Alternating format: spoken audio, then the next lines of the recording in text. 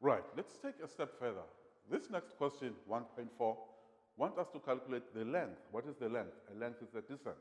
So whenever we're looking for the distance, we use the distance formula.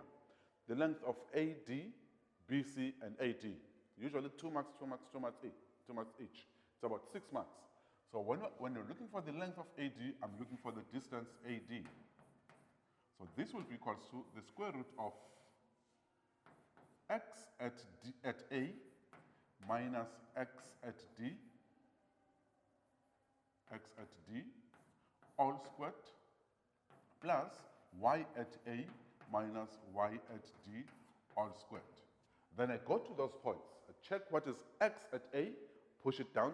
What is x at D, push it down. When you do it in this way, you avoid mistakes.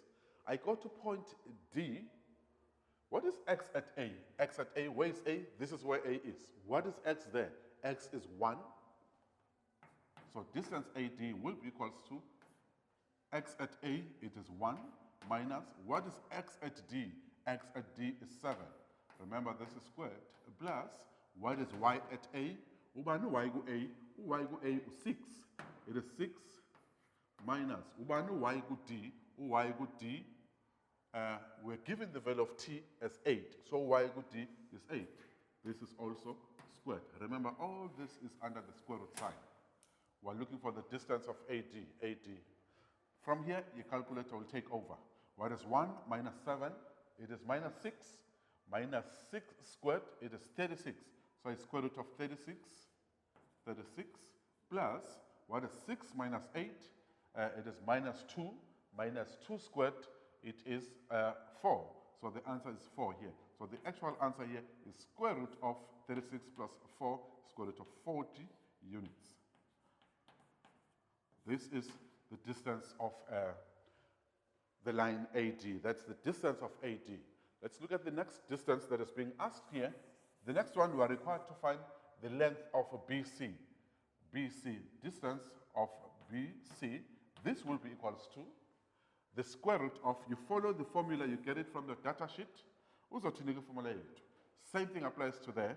It's going to be x at B minus x at C, BC, this is all squared, plus y at B minus y at C, also all squared. All that we need to do is to go to the diagram and check what is x at point B, what is x at C, we punch it in there. So distance BC will then be equals to the square root of, what is x at B? When I look at my diagram, what is x here at B? It is 3. It is 3 minus, what is x at C?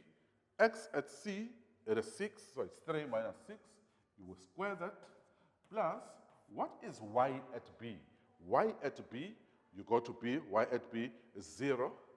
0 minus 1, 0 minus, and y at C, it is 1. In other words, this will be 3 minus 6,